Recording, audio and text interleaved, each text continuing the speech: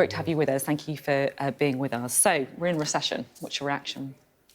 Well, as you said, the figures today from the ONS confirm that Britain has fallen into recession. And we also know now that the economy is smaller than it was when Rishi Sunak went in to 10 Downing Street in 2022. So really, Rishi Sunak's promise to get the economy growing has been completely broken. You know, the centrepiece of his whole leadership is really in tatters. And that's why it is Rishi Sunak's recession, because, you know, people and businesses across the country are paying the price for this. And frankly, it's time for a change and time for our plan to get the economy growing.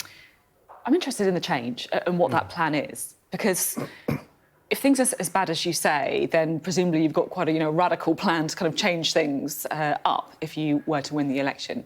So what is the key difference, the big difference between your plan for the economy and what the Conservatives are doing?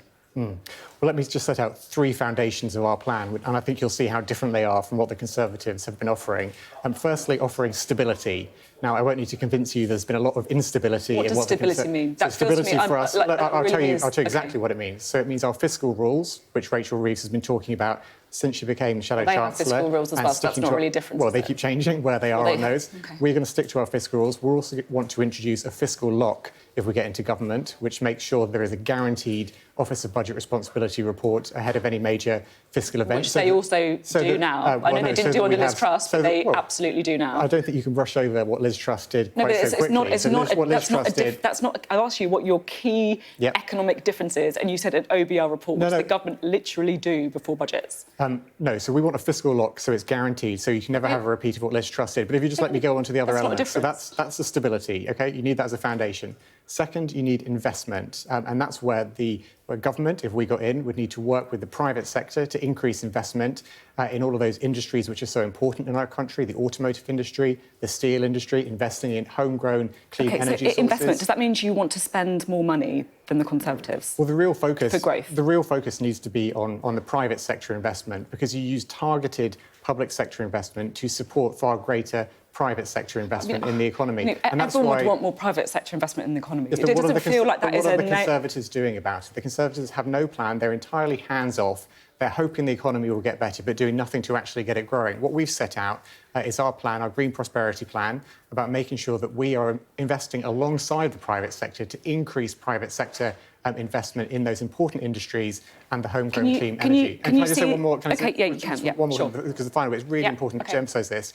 Is to focus on reform, because it's not all about investment, it's also about reforming the way that Britain works. And that would start, for instance, with the planning system, which we know so many businesses say to us, we want to invest in Britain, but we are stymied by the planning system. And so we would reform the planning system to get Britain building again.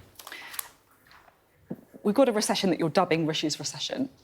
And it feels like the only key actual policy difference that you talked about is reforms to the planning system. The other one you talked about is the Green Prosperity Plan. You've just rode back on that. You've just ditched the 28 billion. So what we set out a couple of weeks ago is the Green Prosperity Plan that we want to go into the election with.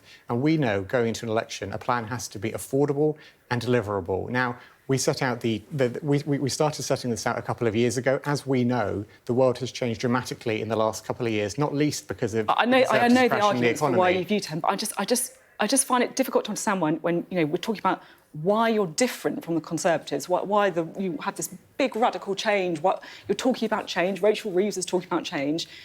And you're explaining why you haven't really got that much change with the Green Prosperity Plan. Well, having the Green Prosperity Plan would be a big change from what the government are doing now. This would be fundamentally taking us in a different direction by working with businesses to get that private investment in, to make sure that economic growth increases and to shift us over to clean, homegrown sources of energy by 2030. So it's a big change, but the way that we get there has to be deliverable, has to be affordable, and that's how we earn people's trust. So we're being really clear that we couldn't do everything we want to do as quickly as we might want to because of the mess that we would inherit if we won the election this year. But that's how you build people's trust, by being straight with people, saying, look, we can't do everything we want to do as quickly as we might want to, but this is deliverable and affordable, and that's how you can trust us.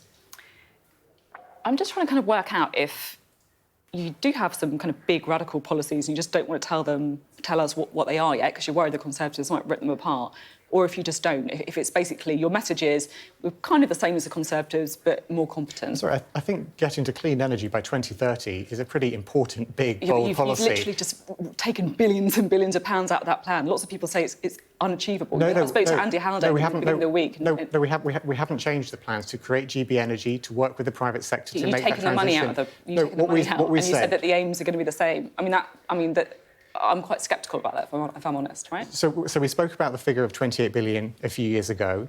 We have to be honest in that what we've put forward now, the fully costed, fully funded plan, 23.7 billion over the course of the Parliament, that is what we're going to go to the electorate with. That's going to be the plan that we're standing behind. Now, that does mean that we're not going to get to the 28 billion a year. That figure is not going to happen. That means there aren't extra things that we might think we would want to do ideally, but we can't do that because of the mess we would inherit.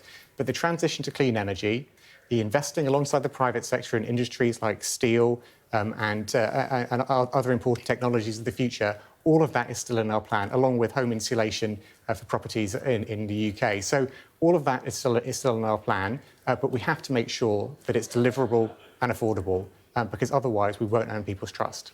When are you going to give us a really detailed economic plan about what you're going to do on taxes, on spending, on stuff like that?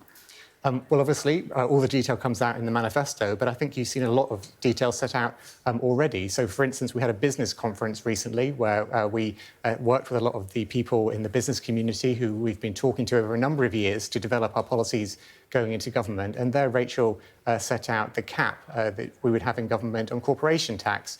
For instance, she set out how we would publish a business taxation roadmap in the first 6 months of a new parliament, setting out what would happen to business taxation over the course of that parliament. That kind of thing is really important to businesses making investment decisions. And that's really important to getting the economy growing and making people across Britain better off. OK. I just want to talk to you a little bit about the story that we've seen over the last week about anti-Semitism and the Labour Party. Were you comfortable at the speed with which Labour reacted once the comments that were made by your candidate in Rochdale were made public? I'm very comfortable with and hugely respect the way that Keir has acted decisively against anti-Semitism right from day one of his leadership of the party. He made it a priority on day one. He's been ruthless in tearing anti-Semitism out from whatever part of the party it comes from. And in this latest episode, he's taken a step which I think everyone would recognise as a really huge step to take during a by-election. Pretty unprecedented, I think, to say that we withdraw support for the person who was the Labour candidate midway through a by-election. And that's how important it is to him, and that's how important it is to us as a party. It wasn't done immediately, though, was it? Well, what happened, as I saw it, watching it, there were revelations over the weekend.